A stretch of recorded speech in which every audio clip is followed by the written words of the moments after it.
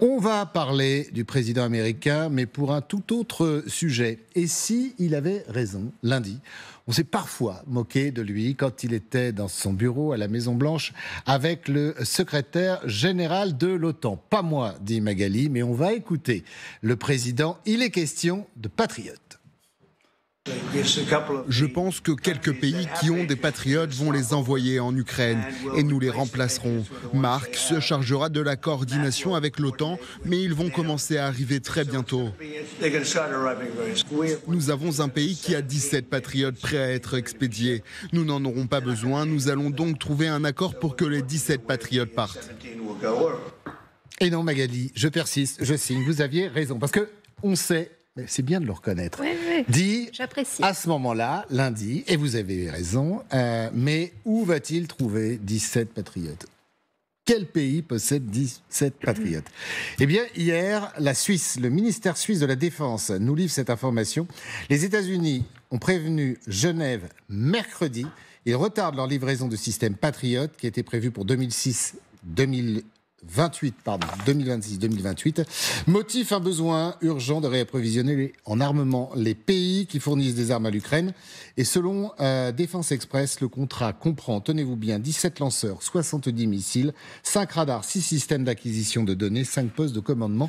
Bref, le compte y est. Bon, mis à part que tout ça va coûter à peu près 50-51 milliards de dollars, d'euros. La parité est presque respectée. Alors, c'est un retard dans la livraison, mais c'est vrai que quand Donald Trump parle de ces 17 patriotes, on s'est beaucoup interrogé à ce moment-là. Et ce sont 17 lanceurs, ce ne sont pas 17 systèmes. Attention à toujours distinguer. Et c'est vrai que comme il y a des confusions du côté de Donald Trump sur, en effet, s'agit-il de missiles... Voilà, ça c'est un lanceur, par exemple. Mais il y a tout un système autour. Voilà, et tout autour, il y a un centre de commandement, il y a des radars, c'est tout le système patriote. Mais la Suisse a fait des commandes, en effet, astronomiques aux États-Unis. Vous savez que déjà, au début de la guerre en Ukraine, il y avait certaines livraisons de missiles patriotes à la Suisse qui avaient été retardées pour être déviées justement vers l'Ukraine. Et là, c'est une confirmation, en effet, que les patriotes qui étaient destinés à la Suisse, ces 17 lanceurs, vont... Alors, on ne sait pas si c'est la totalité, en partie, on n'a pas énormément de précision, mais une partie va être, en tous les cas, donnée le plus rapidement possible à l'Ukraine. Sachant que, comme vous le disiez, ces livraisons, elles étaient prévues pour 2026. Donc, ça voudrait dire que... Pour 2026-2028. Voilà, que ce n'est pas immédiatement disponible. Mais ce qu'on voit quand même, c'est une accélération de la volonté, en tous les cas américaine, puisque la semaine prochaine, probablement mercredi, l'OTAN devrait organiser, sur des informations de Reuters, à Mons, une réunion entre ceux qui possèdent des patriotes en Europe, on pense notamment à l'Allemagne, dont le ministre de la Défense était à Washington, et ceux qui sont prêts à mettre sur la table de l'argent, parce que vous disiez, les sommes sont astronomiques, pour acheter ces patriotes. Il y a une chose quand même à garder en tête, c'est que dans l'esprit de Donald Trump, il n'est pas question de les livrer gratuitement. Ce sont les Européens qui achètent pour le compte de l'Ukraine. On peut rajouter cette équation qu'on a eue hier. Emmanuel Macron, mais Giorgia Meloni également, ont dit hors de question de payer des patriotes parce qu'on ne va pas payer des armes américaines à Donald Trump pour aller les livrer à l'Ukraine, autant prendre des armes européennes. Le problème général, c'est que des armes européennes équivalentes à ce patriote, on n'en a pas et on n'est pas prêt d'en avoir. Non, tout à fait. Bon, maintenant, il faut quand même relativiser cette annonce. Oui, on a trouvé du côté américain des patriotes du côté suisse. Mais ces patriotes devaient être livrés en 2026. Donc déjà, on est sur un schéma calendaire qui n'est pas celui de demain matin. Ensuite, on oublie... Peut-être qu'ils peuvent livrer ce qu'ils ont déjà. Et attendre les livraisons américaines. Je ne crois pas qu'ils en aient à la date d'aujourd'hui, à ma connaissance. Les Suisses n'en ont pas des patriotes aujourd'hui. C'est à partir de 2026 qu'ils sont livrés, qu'ils les ont commandés, et c'est cette commande-là qui concerne. C'était pas une commande de remplacement? Non, je ne crois pas. Je me trompe peut-être, on va vérifier. Voilà. Ensuite, il y a aussi quand même la question de la formation des équipes. Il faut quand même, on nous a bien montré il y a 2 ans, en 2023, que les batteries de Patriote réclamaient une formation de 6 mois à 9 mois. Donc on est encore dans un nouveau défi calendaire. Mais ils en ont déjà des Patriotes, les Ukrainiens. Oui, mais vous n'allez pas mettre le même équipage sur deux systèmes différents. Ils se sont peut-être formés, j'essaye de trouver des pistes. Non, mais c'est 100 hommes d'un côté et 100 hommes de l'autre, c'est pas 100 hommes qui font 2 systèmes. Ça marche pas. Voilà. Donc voilà, c'est des cas très concrets. Bon, maintenant, effectivement, et n'oublions pas non plus que Raytheon, si on dit bien comme ça d'ailleurs en anglais, fabrique en gros 12 lanceurs par an à date d'aujourd'hui. Voilà, donc en même temps, la chaîne de production se mettra sans doute en route. Mais on est bien dans des délais réels et pas uniquement... il faut sortir uniquement de la déclaration. Et puis, Renaud, désolé de parler finances et gros sous, faut trouver 50 milliards. Oui, seuls les... Si on veut acheter la totalité de ce que pourraient fournir les Américains au travers des Suisses. Oui, une batterie Patriot, c'est $1 milliard. Ouais, 2, 3. Les derniers modèles, c'est plutôt 3 même. Bon, ça fait beaucoup d'argent. C'est l'inflation. Et on se retrouve effectivement avec combien de pays qui peuvent financer ça ? Évidemment l'Allemagne, qui, grâce à ses excédents budgétaires depuis des années, n'est pas la cigale, comme le sont la France. On a vu à quel point cette semaine on est surendetté. Même en augmentant le budget militaire, on n'a pas les moyens d'acheter des batteries patriotes. Les Pays-Bas sont d'accord, mais en termes de moyens, c'est compliqué. Les pays nordiques, ils ont des tout petits budgets. L'Italie, le Portugal et l'Espagne sont dans une position de neutralité, c'est-à-dire ils sont ni contre ni pour. Donc effectivement, l'Europe, pardonnez-moi, mais l'Europe est un continent pauvre. Pauvre. On n'a pas assez d'argent par rapport aux États-Unis qui dépensent $800 milliards par an pour leur budget de la défense. Donc nous, pendant des décennies, on a cru à la paix, on était un grand parc touristique pour le monde entier, mais aujourd'hui, effectivement, il faut donner, et il faut donner tout de suite. C'est pour ça que les Américains essaient d'accélérer, mais c'est compliqué, parce que les demandes, là, c'est la protection du ciel, les patriotes. Et jamais les villes ukrainiennes n'ont autant été bombardées depuis 3 ans. Mais le problème des patriotes aussi, pour certains pays, notamment l'Espagne, c'est la protection de votre territoire national, mais également de flancs de l'OTAN face à des agresseurs, et notamment face à la Russie. Je voudrais qu'on écoute le commandeur suprême des forces alliées en Europe. C'est un général américain, bien évidemment. La priorité pour les Américains, ça fait du bien de l'entendre, ça reste, c'est l'Ukraine, et le plus vite possible. Les lignes de production peuvent ensuite être utilisées pour compléter les capacités existantes. Je n'ai donc pas une bonne idée des chiffres, mais je sais que mon objectif est de donner aux Ukrainiens ce dont ils ont besoin pour se défendre. Il y en aura donc beaucoup d'autres à suivre. Nous allons agir le plus rapidement possible à ce sujet. Alors, ce qui est intéressant, Michel Fayard, dans ce que dit ce général américain, c'est qu'il parle d'armes défensives, mais également d'armes offensives. Ça revient sur la table, les armes offensives. Déjà, Donald Trump en avait un peu parlé, rappelez-vous, quand il avait dit qu'il pourrait... ce qui était sorti un peu de la presse. Dans la presse, oui. Voilà. Donc tout ça, c'est un peu pour mettre la pression sur les Russes, parce que de l'autre côté, effectivement, comme ça a été dit, il y a quand même les délais de livraison pour les patriotes, donc il y a quand même des mauvaises nouvelles d'un côté, et donc forcément, il y a des annonces qui sont faites de l'autre pour un peu équilibrer les choses. Après, et il n'y a pas la pression. que les patriotes, même si les Ukrainiens ont besoin, il y a plein d'armes. Enfin, les Ukrainiens sur le terrain ont besoin de plein d'armes, donc des missiles, des chars, des balles, des obus. Oui, c'est vrai, mais par exemple, si on compare ce qui s'est passé en Israël et ce qui se passe en Ukraine, en Israël, face aux Iraniens, les Israéliens arrivaient à capter 90% de ce qui leur a été lancé, à part les missiles, les missiles balistiques. Mais en Ukraine, on parle que de 60%. Et là, il y a déjà à peu près 800 drones par jour, et les Russes annoncent 1500 drones d'ici la fin de l'année. Donc, s'ils n'arrivent qu'à stopper 60% contre 800 drones, qu'est-ce qui va se passer sans patriotes d'ici la fin de l'année? C'est à 1500. D'un côté, on ne pourra pas le ratio, puisque je crois qu'il faut, sous votre contrôle général, 2 patriotes pour abattre un missile. Mais alors, en gros. Le patriote... Donc, à ce rythme-là, et c'est combien 400 millions 400 millions le missile. 400 millions le missile? Non, c'est 1 million et quelques, il me semble. 1 million. Enfin, pour l'instant, il y a aussi un degré de fabrication. Les États-Unis n'en fabriquent pas des milliers chaque année. Ils en fabriquent actuellement 450 ou 500 par an, déjà pour commencer. Donc, vous voyez, même pour eux. Donc, vous voyez, en termes d'exportation, ce que ça implique. Ensuite, le Patriote, il arrête quoi? Il arrête les avions, les hélicos et les missiles de croisière.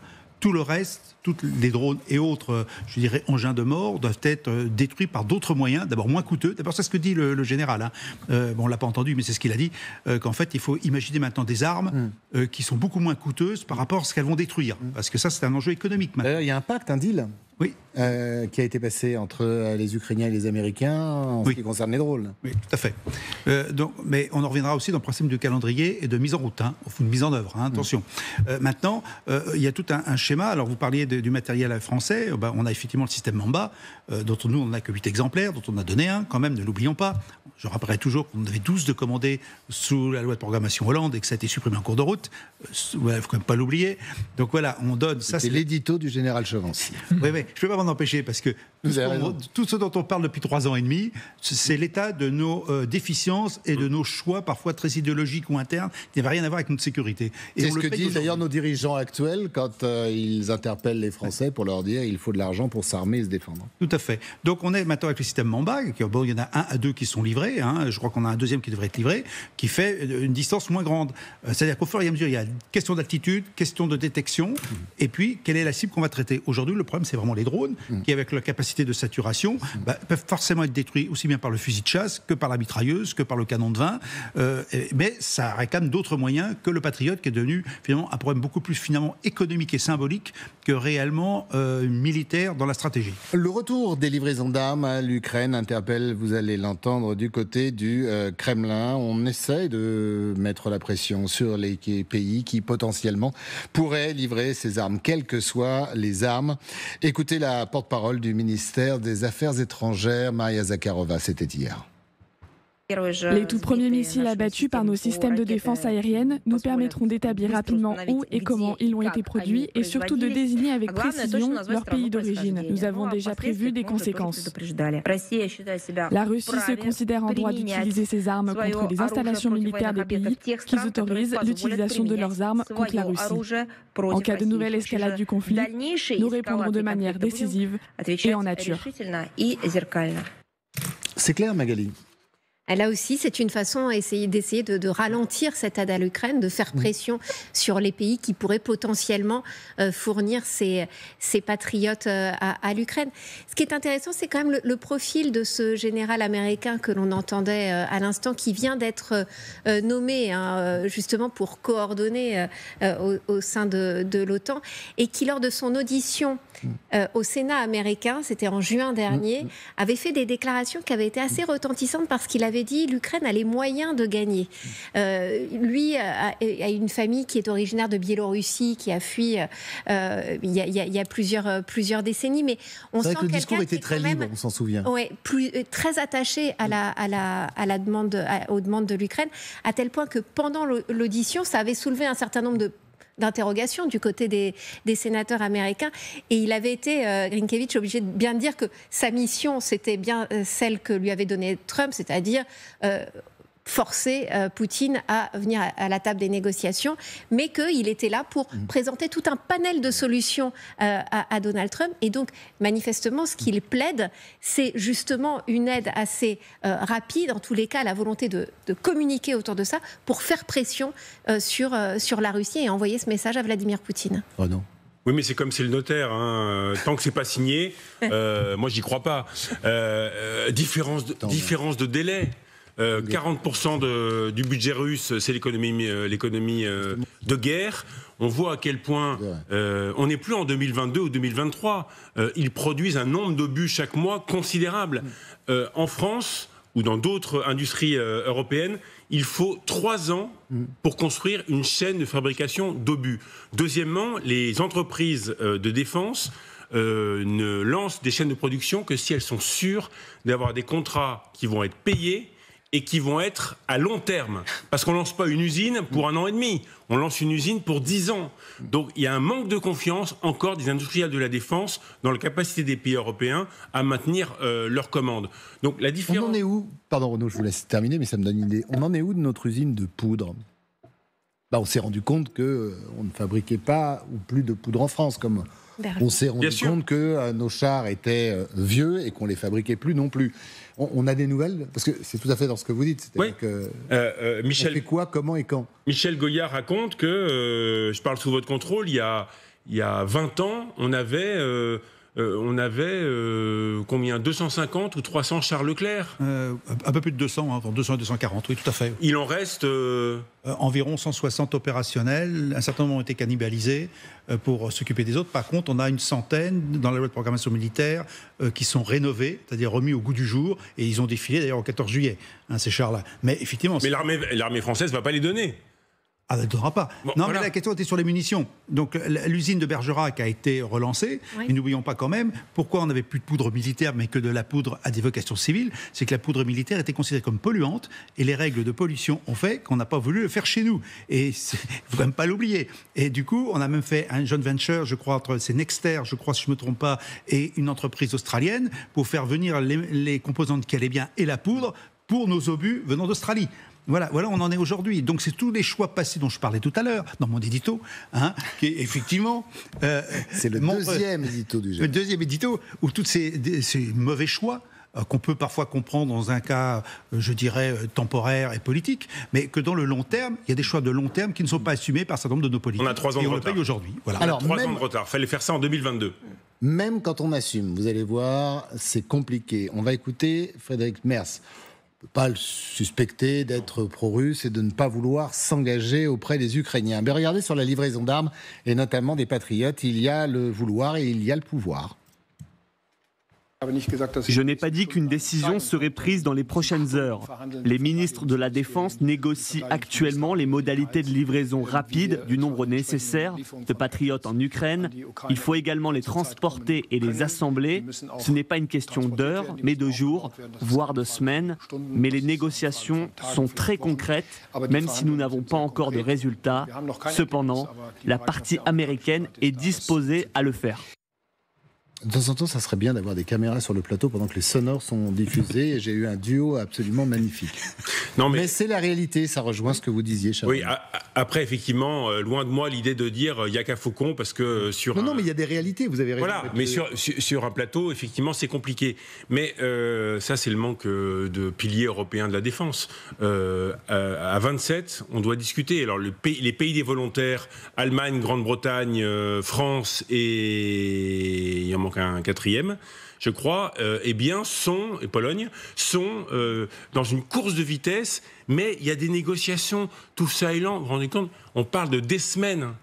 Et on suit sur LCI depuis 3 ans la guerre en Ukraine. Combien de fois, moi j'ai entendu, oui, 3 semaines, Thierry Breton souvent disait, oui, sur les obus, ça va être 500 000 par mois. Puis on se rendait compte au bout de 4-5 mois que ça ne suivait pas toujours. Et qui regarde ça avec délectation, c'est Poutine. Parce que Poutine est persuadé que les Européens n'arriveront pas à lancer une économie de guerre et que les Américains ne vont pas livrer à perte de vue les matériels nécessaires, parce que l'obsession des Américains et de Trump, c'est de défendre les États-Unis. Michel. Oui, je voudrais juste dire quelque chose au sujet de l'Allemagne, parce que je pense que l'Allemagne, elle joue un peu le jeu, bien sûr, de renforcer l'Europe, mais elle joue aussi son propre jeu. Parce que l'Allemagne a longtemps été écartée de tout ce qui était défense, et aujourd'hui, elle a un budget militaire qui explose en termes d'importance, de manière bien plus importante que n'importe quel autre pays en Europe. Et c'est pas que pour aider l'Ukraine, et c'est pas que pour se renforcer par rapport à la menace russe. Ils en profitent aussi pour redevenir une puissance militaire, ce qui n'ont plus été en réalité depuis 1945. Donc il y a cette volonté-là, rien qu'en termes de budget annoncé, l'Allemagne compte avoir un budget militaire qui est 2 fois plus important que celui de la France. 2 fois plus important que la France. Nous, on a 67 millions d'habitants, ou 68. Les Allemands ont à peu près 85, 90. Et pourtant, leur budget est 2 fois plus important que le nôtre. Enfin... ça montre qu'il n'y a pas que de la protection et tout, il y a quand même un grand retour de l'Allemagne d'un point de vue militaire. Et c'est pour cela, rappelez-vous, que la demande allemande de faire tourner la puissance nucléaire en Europe, ça fait partie aussi de ce jeu-là. La demande de Merz, d'ailleurs, au tout début. Alors, au début, il avait dit même que l'Allemagne pourrait se ranger sous le parapluie nucléaire français. Oui, mais on va dire qu'il y a quelque chose de positif, Magali. C'est quand un pays veut, un pays peut, s'il met les moyens. Ah oui. Ah oui, mais encore faut-il qu'il ait les marges de manœuvre budgétaires. Or, la grande différence entre l'Allemagne et la France, c'est que l'Allemagne, elle peut s'endetter. Elle a levé en plus les plafonds d'endettement qui jusqu'à présent l'avaient complètement contrainte. Donc là, il est certain que Frédéric Merz a des marges de manœuvre que nous, en France, inutile de rappeler les discussions sur le budget, que nous, on n'a pas du tout. Donc oui, en effet, l'Allemagne est en train de redevenir, en tous les cas, aspire à le redevenir, émet de l'argent sur la table pour redevenir une grande puissance militaire. Ça en inquiète certains en France, évidemment, parce qu'il y a des contrats aussi d'armement qui vont être en jeu. Et c'est vrai que il y aura des choix militaires à faire. Il va falloir regarder ça avec beaucoup d'attention. Il y a une rencontre prévue la semaine prochaine entre Emmanuel Macron et Frédéric Merz, mercredi prochain. Et d'autres ministres, oui, absolument.